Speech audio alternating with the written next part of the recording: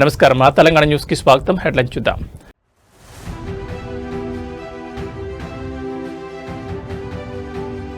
కార్యకర్తల పేదవాడి గూడు. తెలుగుదేశం ఆవిర్భావ దినోత్సవ శుభాకాంక్షలు తెలిపిన అధినేత.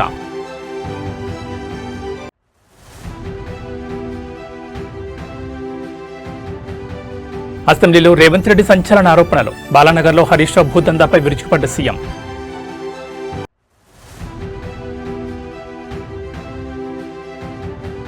బీఆర్ఎస్ ప్రభుత్వం హయాం భూకుంభకోణం జరిగింది.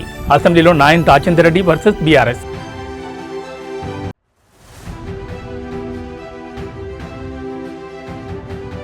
అసెంబ్లీలో రాఘవసేగ పొంగులెట్టి రాజీనామాకు బీఆర్ఎస్ పట్టు. ఇక డీటెయిల్స్ చూస్తే ఈరోజు తెలుగుదేశం పార్టీ 44వ ఆవిర్భావ దినోత్సవం. ఈ సందర్భంగా పార్టీ అధినేత సీఎం చంద్రబాబు నాయుడు పార్టీ కార్యకర్తలకు, తెలుగు ప్రజలకు హృదయపూర్వక శుభాకాంక్షలు తెలిపారు. ఈ సందర్భంగా ఎక్స్ వేదికగా స్పందించిన ఆయన ఆసక్తికరమైన ట్వీట్ చేశారు. అందులో యుగపురుషుడు నందమూరి తారక రామారావు స్థాపించిన ఈ పార్టీ తెలుగు జాతి ఆకాంక్షలకు నిలువుటద్దమని ఆయన కొనియాడారు. ఎన్టీఆర్ ఆశయాలకు అనుగుణంగా పేదవాడికి గూడు ఆహారం అందించే సిద్ధాంతానికి తాము కట్టుబడి ఉన్నామని స్పష్టం చేశారు. తెలుగుదేశం పార్టీ కేవలం ఒక రాజకీయ పార్టీ మాత్రమే కాదు, అది కార్యకర్తల సొంత ఇల్లు అని చంద్రబాబు పేర్కొన్నారు. ఆవిర్భావ దినోత్సవం తమకు ఒక కుటుంబ పండుగ వంటిదని, ఈ పండుగ వేళ ప్రతి కార్యకర్తకు తన వ్యక్తిగత శుభాకాంక్షలు తెలియజేస్తున్నట్లు ఆయన సోషల్ మీడియా వేదికగా వెల్లడించారు. ఈ సందర్భంగా ఎన్టీఆర్ ఆశయ సాధనలో భాగస్వామ్యం కావాలని పార్టీ శ్రేణులకు పిలుపునిచ్చారు.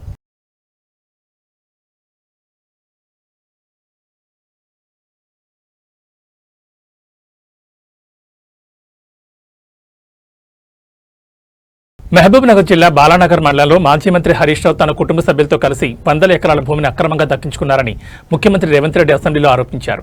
ధరణి పోర్టల్ను అడ్డం పెట్టుకుని ప్రైవేట్ కంపెనీలను బెదిరించి ఈ భూములను బదలాయించుకున్నారని పేర్కొన్నారు. ఈ భూ కబ్జాపై హౌస్ కమిటీ వేయడానికి ప్రభుత్వం సిద్ధంగా ఉందని, హరీష్ రావు నిజాయితీపరుడైతే అందుకు సహకరించాలని రేవంత్ సవాల్ విసిరారు.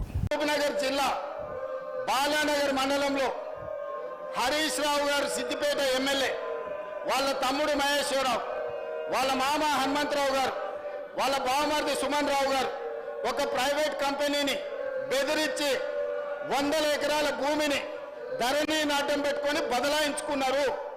దీని మీద హౌస్ కమిటీ వేయడానికి మేము సిద్ధంగా ఉన్నాము. హరీష్ రావు గారు నిజాయితీ పరుడని మన కేటీఆర్ గారు నమ్మితే, హరీష్ రావు గారు నిజాయితీ పరుడని వెంకటరమణారెడ్డి గారు నమ్మితే ఈ హౌస్ కమిటీకి ఒప్పుకొని సహకరించాల్సిందిగా తమ ద్వారా వారికి విజ్ఞప్తి చేస్తున్నా. తెలంగాణ రాజకీయాల్లో భూ కబ్జాల సెగ రేగుతోంది. గత బీఆర్ఎస్ ప్రభుత్వ హయాంలో భారీ స్థాయిలో భూ కుంభకోణం జరిగిందంటూ కాంగ్రెస్ ఎమ్మెల్యే నాయన్ రాజేందర్ రెడ్డి సంచలన ఆరోపణ చేశారు. సుమారు 200 కోట్ల రూపాయల విలువైన ప్రభుత్వ భూములను అక్రమంగా కబ్జా చేశారని ఆయన ధ్వజమెత్తారు. కేవలం ఆరోపణలే కాదు, ఈ అక్రమాలకు సంబంధించి తన వద్ద ఆర్టీఐ ద్వారా సేకరించిన పక్కా ఆధారాలున్నాయని నాయన్ స్పష్టం చేశారు. ఒకవేళ తాను చేసిన ఆరోపణలు నిరూపించుకోలేకపోతే 24 గంటల్లోగా తన ఎమ్మెల్యే పదవికి రాజీనామా చేస్తానంటూ నాయని విసిరిన సవాల్ ఇప్పుడు రాష్ట్ర వ్యాప్తంగా చర్చనీయాంశమైంది. ఈ భారీ భూ కుంభకోణం వెనుక ఉన్న అసలు సూత్రధారులను బయటకు తీసుకురావాలని, ఇందుకోసం తక్షణమే హౌస్ కమిటీ లేదా సిఐడితో సమగ్ర విచారణ జరిపించాలని ఆయన రాష్ట్ర ప్రభుత్వాన్ని డిమాండ్ చేశారు. 3 సార్లు గెలిచినామని చెప్పి ఈ 3 లక్షల 5 లక్షల పంచాయతీ గురించి హౌస్ కమిటీలు అడిగారు అధ్యక్ష. కానీ నేను వచ్చిన కొత్తలకెళ్ళి 200 కోట్ల ప్రాపర్టీ సిటీ సెంటర్ల టీఆర్ఎస్ కార్యాలయాలకు కబ్జాలు పెట్టినరు. ఇన్ఫర్మేషన్ యాక్ట్ ప్రకారం పట్టుకొచ్చి నేను నోరు నెత్తిన కొట్టుకొని మీడియాలో అసెంబ్లీలో మొత్తుకుంటే ఎందుకు దీని మీద ఇది జరగట్లేదు అధ్యక్ష? ఇవాళ వీళ్ళది కనుక ఇది నేను ప్రూవ్ చేయకపోతే అధ్యక్ష 24 గంటల్లో నా ఎమ్మెల్యే సభ్యత్వానికి రాజీనామా చేస్తా అధ్యక్ష. ఇవాళ హరీష్ రావు గారు, కేటీఆర్ గారు రాజీనామా చేస్తారా? నేను ఇప్పుడు ఖైదవు రాసిస్తా అధ్యక్ష. ఇంతగానం మొత్తుకుంటుంటే కోట్లు దించుకొని దొంగ అంటుంటే మరి కార్యకర్తలు ఏమి బాధపడుతున్నారు అధ్యక్ష? ఎందుకు వాళ్ళని జైల్లో పెడతలేరు? ఇన్ని పాపాలు చేస్తే అని కాంగ్రెస్ కార్యకర్తలు నోరు కొట్టుకుంటున్నారు అధ్యక్ష. పాపం పోని కక్ష సాధింపు చర్యొద్దా అని ముఖ్యమంత్రి గారు అనటం వల్ల ఇవాళ ఈ దొంగల ముఠాలు దేశం ఎవరు దాడి చేస్తున్నారు అధ్యక్ష. ఇవాళ 5 లక్షలు ఎక్కడ, 200 కోట్ల ప్రాపర్టీలు ఎక్కడ అధ్యక్ష? నేను ఇప్పుడు రాజీనామా లెటర్ పంపిస్తున్నా అధ్యక్ష, వాళ్ళని పంపించమని చెప్పండి. నేను కనుక స్పీకర్ గారికే పంపిస్తాను డైరెక్ట్. ఇది ప్రూవ్ చేయకపోతే 200 కోట్ల ప్రాపర్టీ టీఆర్ఎస్ ఆఫీసులో కూల్ చేసి కబ్జా పెట్టుకోవాలి అధ్యక్ష. గవర్నమెంట్ హ్యాండ్ ఓవర్ చేసుకోవాలని నేను ముఖ్యమంత్రి గారిని దీని మీద కూడా హౌస్ కమిటీ వేయాలి, సిఐడి విచారణ చేయాలని చెప్పి డిమాండ్ చేస్తున్నా అధ్యక్ష. నేను గెలిచిన కాడికెళ్ళి గెలవక ముందుకెళ్ళి మొత్తుకుంటున్నా అధ్యక్ష. ఒక్కరు పట్టించుకోవట్లేదు దీని మీద. దయచేసి ముఖ్యమంత్రి గారు దీని మీద హౌస్ కమిటీ కానివ్వండి, సిఐడి విచారణ కానీ వేయండి అధ్యక్ష. ఎందుకంటే ఇది ఒక్కటే కాదు అధ్యక్ష, నేను 100 ఉన్నాయి. ఇన్ఫర్మేషన్ యాక్ట్ ప్రకారమే నేను కాయిదా లేకుండా మాట్లాడట్లే. 5 లక్షల రూపాయల కాయిదాం పట్టుకొని ఒక మంత్రిని టార్గెట్ చేసి మాట్లాడుతున్నారే, మరి దీనికి ఎవరు జవాబు చెప్పాలి అధ్యక్ష? దయచేసి నా రాజీనామా లెటర్ పంపిస్తున్న అధ్యక్ష, వాళ్ళకు నిజంగా దమ్ము ధైర్యం ఉంటే పంపించమనండి. ఇది ప్రూవ్ చేసాక యాక్సెప్ట్ చేయండి. తెలంగాణ అసెంబ్లీలో భూముల వ్యవహారంపై చర్చ సందర్భంగా మాజీ మంత్రి కేటీఆర్ పై ఖైరతాబాద్ ఎమ్మెల్యే దానం నాగేంద్ర సంచలన ఆరోపణలు చేశారు. తన తండ్రి కష్టపడి సంపాదించిన సొంత భూమిని కేటీఆర్ అక్రమంగా ప్రైవేట్ కంపెనీ కట్టబెట్టారని ఆయన మండిపడ్డారు. గత ప్రభుత్వ హయాంలో భయం వల్ల మౌనంగా ఉన్నామని, ఈ కబ్జాపై సమగ్ర విచారణ కోసం హౌస్ కమిటీ వేయాలని దానం డిమాండ్ చేశారు. దీనికి సంబంధించిన ఆధారాలను సభ ముందు ఉంచుతానని ఆయన స్పష్టం చేశారు. సొంత భూమిని కేటీఆర్ గారు ఒక కంపెనీకి హ్యాండ్ ఓవర్ చేశాడు. నేను కావాలంటే రికార్డ్ మీకు ఇక్కడ సబ్మిట్ చేస్తాను. నా సొంత భూమిని కేటీఆర్ గారు ఒక కంపెనీకి ఇస్తారు అధ్యక్ష. నేను కావాలంటే నేను ఇస్తాను, రికార్డు తీసుకొచ్చి మీ ముందు పెడతాను. చెప్పుకోలేకపోయినాం అధ్యక్ష, నోరు లేక నోరు బంద్ చేసుకొని కూర్చున్నాం. మేము హైదరాబాద్లో పుట్టి పెరిగి మేము నోరు బంద్ చేసుకొని కూర్చున్న ధైర్యం పరిస్థితి వచ్చింది అధ్యక్ష. మేము ఎవరు చెప్పుకోవాలి మా బాధలు? ఏంటి మీరు హౌస్ కమిటీ? ఇది అందరి సభ్యుల డిమాండ్ అధ్యక్ష. మీరు డిమాండ్, మేము కూడా డిమాండ్ చేస్తున్నాం. చీఫ్ మినిస్టర్ గారు దాని మీద మేము కూడా డిమాండ్ చేస్తున్నాం. ఏంటి మీరు హౌస్ కమిటీ? మేము ఎంత నష్టమైనా మాకు తెలుసు అధ్యక్ష. మా కుటుంబ సభ్యులది ప్రాపర్టీ, హార్డ్ ఎర్నింగ్ మనీ, మా ఫాదర్ కష్టపడి సంపాదించిన ప్రాపర్టీ పోయింది మాది. పాలకుర్తి ఎమ్మెల్యే ఎస్ఎస్ని రెడ్డి అసెంబ్లీలో బీఆర్ఎస్ సభ్యుల ప్రవర్తనపై తీవ్ర అసహనం వ్యక్తం చేశారు. సభలో కొత్త సభ్యులకు ఎలాంటి సంస్కృతిని నేర్పిస్తున్నారని ఆయన ప్రశ్నించారు. బీఆర్ఎస్ సభ్యుల అనుచిత ప్రవర్తన వల్ల సభా సమయం వృధా అవుతోందని మండిపడ్డారు. తండ్రి సమానులైన సీనియర్ నేత కడియం శ్రీహరిని అవమానించిన పాడి కౌశిక్ రెడ్డిని వెంటనే సస్పెండ్ చేయాలని డిమాండ్ చేశారు. సభను నిబంధనల ప్రకారం ఆర్డర్లు పెట్టాలని ఆమె స్పీకర్కు విజ్ఞప్తి చేశారు.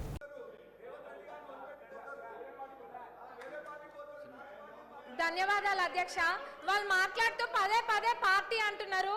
మనము అంటే పార్టీతో సంబంధం లేదు అధ్యక్ష. ఇప్పుడు మర్యాద అనేది, సంస్కారం అనేది మనం పెద్దలకు ఎప్పుడైనా ఇస్తా ఉన్నామో అదే చిన్నప్పటి నుంచి కూడా నేర్చుకుంటున్నాము. మరి ఏం నేర్పియాలనుకుంటున్నారో మాకు అర్థం కావట్లేదు. అంటే పార్టీతో సంబంధం లేదు. ఇప్పుడు ఒక తండ్రి లాంటి వాళ్ళు కడియం శ్రీహరి గారు మా అందరికీ కూడా ఒక తండ్రి లాంటి వాళ్ళు, వయసులో పెద్దవాళ్ళు, ఎప్పటి నుంచో కూడా శాసనసభ్యులుగా ఉన్నారు. అట్లాంటి వారికి మర్యాద ఇవ్వకుండా ఎట్లా పడితే అట్లా మాట్లాడి నిన్నటి నుంచి చూస్తున్నాము. అది డిమాండ్ల మీద మాట్లాడుతుంటే, చర్చ జరుగుతుంటే, కొత్తగా సబ్జెక్ట్ ఏమైనా నేర్చుకుందామని ఇంట్రెస్టింగ్గా విందాం అనుకుంటే నూతన సభ్యులం ఎంతో మంది ఉన్నాం. సభా సమయాన్ని కూడా వృధా చేస్తున్నారు. ఎంక్వైరీ అన్నారు, పర్సనల్గా టార్గెట్ చేసి మంత్రి గారిని మాట్లాడుతున్నారు. వాళ్ళకి ఏదైనా వేరే అజెండా ఉంటే బయట చూసుకోవాలి. మరి ఇప్పుడు సభలో మేము నేర్చుకోవాల్సింది రాజకీయ పార్టీల గురించి చేయాలా, లేకపోతే ప్రజలకు కావాల్సిన సమస్యల గురించి మాట్లాడాలా? మరి ఇప్పుడు నూతన సభ్యులకి వీళ్ళు నేర్పించే సాంప్రదాయం ఇదేనా? దీన్నే క్యారీ ఫార్వర్డ్ చేయాలా? ఎంక్వైరీ చేస్తానని మా ముఖ్యమంత్రి గారు నిన్ననే చెప్పిండ్రు. అంటే వాళ్ళ ఉద్దేశం ఏంది? ఎంక్వైరీ చెయ్యాలనా చెయ్యొద్దనా?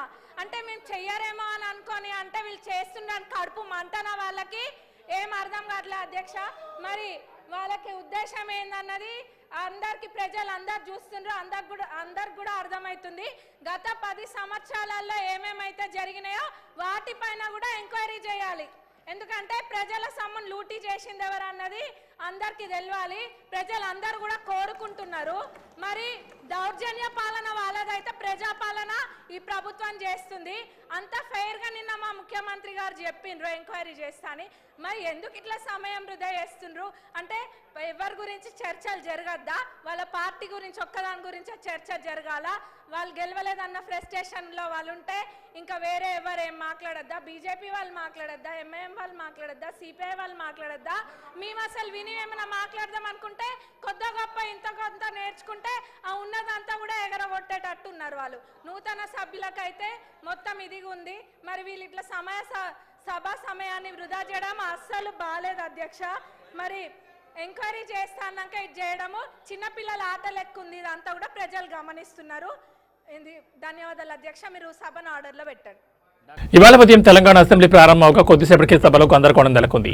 రాఘవన్ కన్స్ట్రక్షన్స్ వ్యవహారంపై హౌస్ కమిటీ వేసి విచారణ చేయించాలని బీఆర్ఎస్ నేతలు డిమాండ్ చేశారు. ఇందులో భాగమైన మంత్రి పొంగులేటి శ్రీనివాస్ను బర్తరఫ్ చేయాలని డిమాండ్ చేశారు.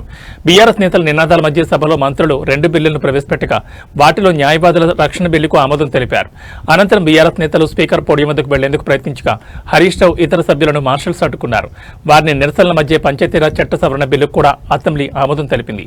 ప్రభుత్వం ప్రవేశపెట్టిన బిల్లులపై ఎలాంటి చర్చ లేకుండా ఆమోదించడంపై బీఆర్ఎస్ నేతలు ఫైర్ అయ్యారు. ప్రభుత్వ వ్యతిరేక నినాదాలు చేశారు. కాగా ఈ రాఘవన్ కన్స్ట్రక్షన్స్ విషయంలో సిఐడి విచారణకు ఆదేశించిన తర్వాత కమిటీ ఎందుకు వేయాలి అని స్పీకర్ గడ్డం ప్రసాద్ ప్రశ్నించారు. ఇక రాఘవ కన్స్ట్రక్షన్స్ వ్యవహారంపై హౌస్ కమిటీ వేయాలని డిమాండ్ చేస్తూ బీఆర్ఎస్ సభ్యులు గన్ పార్క్ వద్ద ఆందోళన చేపట్టేందుకు సిద్ధమయ్యారు. సభాసంఘం వేయాలి లేదా సిట్టింగ్ జడ్జితో విచారణ జరపాలని డిమాండ్ చేస్తున్నారు. గన్ పార్క్ వద్ద బీఆర్ఎస్ వర్కింగ్ ప్రెసిడెంట్ కేటీఆర్ మీడియాతో మాట్లాడుతూ రాఘవ కన్స్ట్రక్షన్ తప్పు చేయకపోతే విచారణకు భయమెందుకని ప్రశ్నించారు. మంత్రి పొంగులేటి అవినీతి సంపాదనలో సీఎం కూడా భాగముందని, అందుకే ఆ సంస్థపై ఎలాంటి చర్యలు తీసుకోవడం లేదని విమర్శించారు. మంత్రి పొంగులేటి శ్రీనివాస్ను బర్తరఫ్ చేయాలని గవర్నర్ను కలిసి విన్నవిస్తామని తెలిపారు.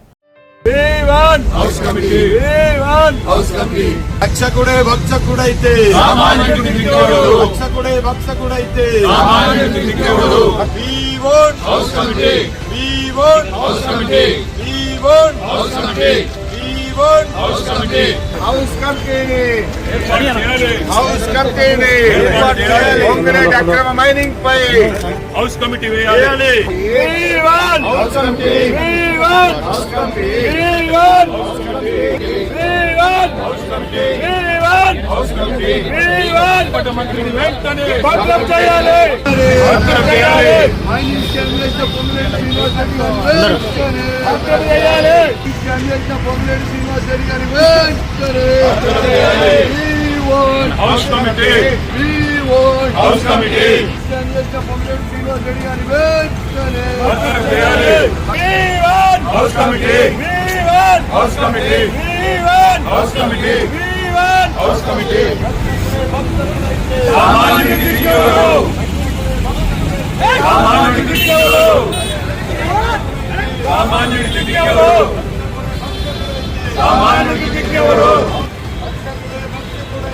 సామాన్యుడికి దిక్కెవరు?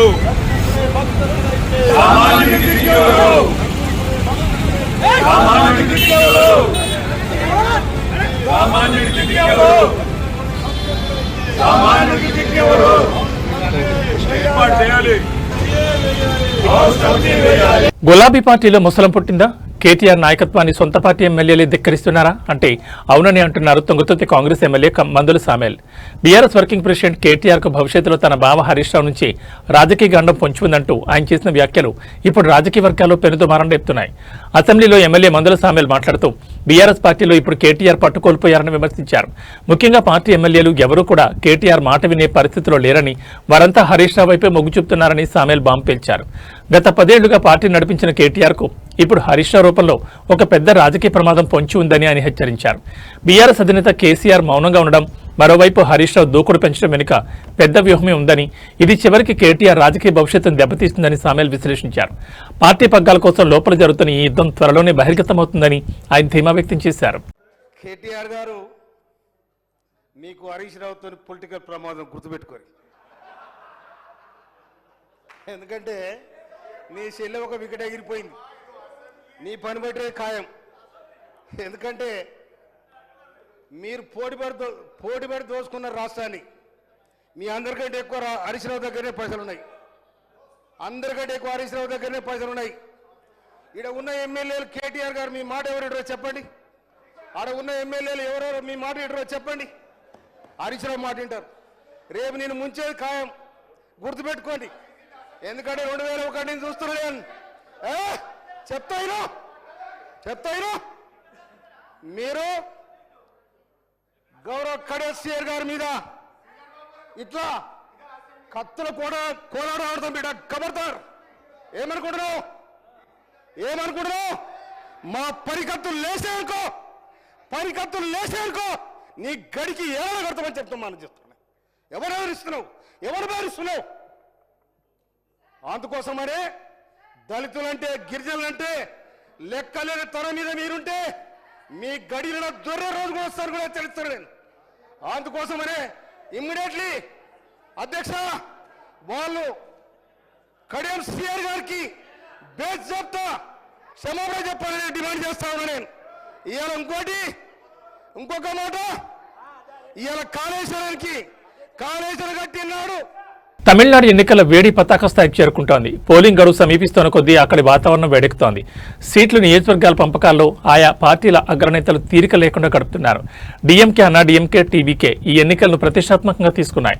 గెలిచితేరాలనే పట్టుదలతో ఉన్నాయి. దీనికి అనుగుణంగా వ్యూహ ప్రతివ్యూహాలను రూపొందించుకుంటున్నాయి. ఏప్రిల్ 9వ తేదీన కేరళ, అదే నెల 23వ తేదీన తమిళనాడు అసెంబ్లీకి ఎన్నికలు జరగనున్నాయి. ఒకే దశలో ఇవి ముగుస్తాయి. మే 4వ తేదీన ఓట్లను లెక్కిస్తారు. ఈ వివరాలను కేంద్ర ఎన్నికల కమిషన్ ప్రకటించింది.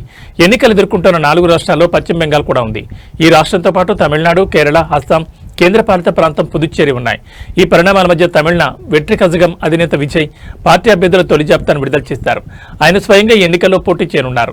2 నియోజకవర్గాల నుంచి బరిలో దిగనున్నారు. ఇదివరకే వార్తలు వచ్చినట్లుగా పెరంబూర్ స్థానం నుంచి విజయ్ బరిలో దిగారు. అదే సమయంలో మరో నియోజకవర్గాన్ని కూడా ఎంచుకున్నారు. తిరుచి ఈస్ట్ నుంచి కూడా ఆయన రేసులో నిల్చున్నారు. పెరంబూర్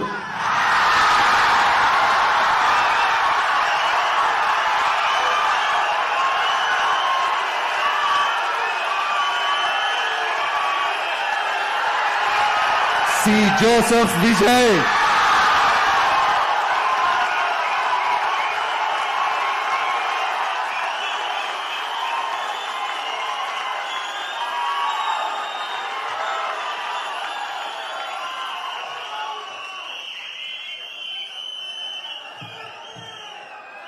తిరుచి కిഴക്ക്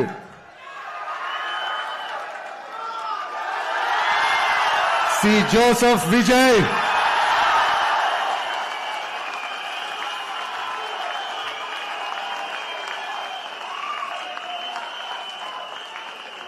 భాగ్యనగరంలో కల్తీ దందా కోరలు చేస్తోంది. సామాన్య ప్రజల ఆరోగ్యాన్ని పణంగా పెట్టి కాసుల కోసం కక్కుర్తి పడుతున్న కేటుగాళ్ల గుట్టును గోల్కొండ టాస్క్ ఫోర్స్ పోలీసులు రట్టు చేశారు.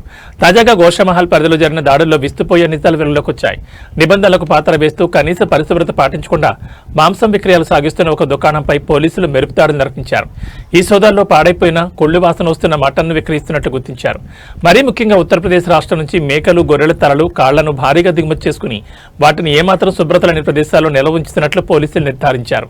నిందితులు ఎటువంటి అనుమతులు లేకుండా నిబంధనలను బేఖాతరు చేస్తూ ఈ దందాను కొనసాగిస్తున్నారు. ఈ కుళ్ళిన మాంసం హోటళ్లకు వెళుతోందా లేక నేరుగా ప్రజలకు విక్రయిస్తున్నారా అనే కోణంలో పోలీసులు విచారణ వేగవంతం చేశారు. ప్రస్తుతానికి నిర్వాహకులను అదుపులోకి తీసుకున్న పోలీసులు స్వాధీనం చేసుకున్న మాంసాన్ని పరీక్షల నిమిత్తం ల్యాబ్కు పంపించారు.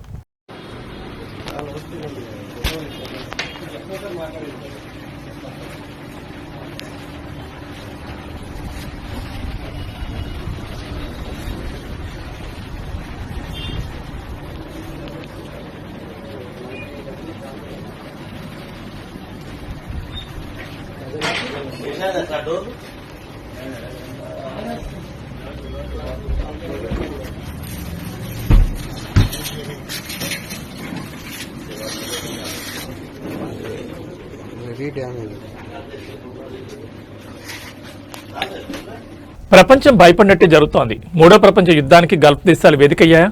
ఇరాన్ తన అత్యంత భీకరమైన సైనిక చర్యకు తెరలేపింది. ఆపరేషన్ ట్రూ ప్రామిస్ 4 పేరిట ఇరాన్ క్షిపణులు నిప్పులు చెరుగుతున్నాయి. అగ్రరాజు అమెరికాకు కోలుకోలేని దెబ్బ తగిలింది. గల్ఫ్ అంతటా అలారం శబ్దాలు మారుమోగుతున్నాయి. వ్యూహాత్మక లక్ష్యమే టార్గెట్ గా కువైట్ మరియు దుబాయ్ పోర్టులపై ఇరాన్ క్షిపణి దాడులు చేసింది. కేవలం క్షిపణులే కాదు, దుబాయ్లోని అమెరికా డ్రోన్ యూనిట్లపై ఇరాన్ ఆత్మాహుతి డ్రోన్లతో విరుచుకుపడింది. ఈ దాడుల్లో అమెరికాకు చెందిన డ్రోన్ కంట్రోల్ సెంటర్లు పూర్తిగా ధ్వంసమయ్యాయి. సమాచారం ప్రకారం ఈ ఆపరేషన్లో పలువురు అమెరికా సైనికులు ప్రాణాలు కోల్పోయారు. అంతేకాదు, యుద్ధ చరిత్రలో మునిపెన్నడూ లేని విధంగా అమెరికా నౌకాదళానికి భారీ నష్టం వాటిల్లింది. ఇరాన్ ప్రయోగించిన అధునాతన క్రూయిజ్ క్షిపణుల దాటికి సముద్రంలో ఉన్న 3 అమెరికా యుద్ధ నౌకలు జలసమాధయ్యాయి. 3 భారీ నౌకలు సముద్రంలో మునిగిపోవడంతో అమెరికా రక్షణ శాఖ ఒక్కసారిగా షాకు గురైంది.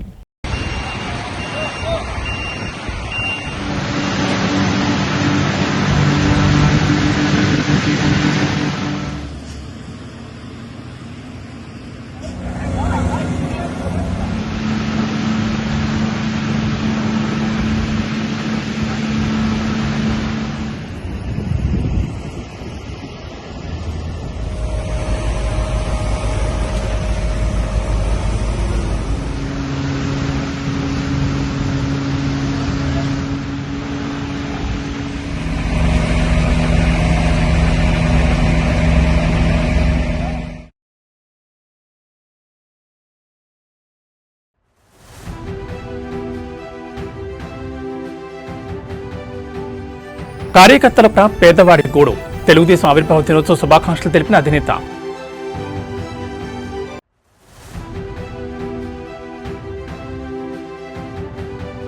అసెంబ్లీలో రేవంత్ రెడ్డి సంచలన ఆరోపణలు. బాలానగర్లో హరీష్ రావు భూదందాపై విరుచుకుపడ్డ సీఎం.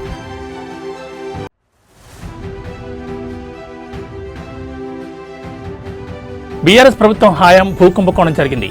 అసెంబ్లీలో నాయన్ రాజేందర్ రెడ్డి వర్సెస్ బీఆర్ఎస్.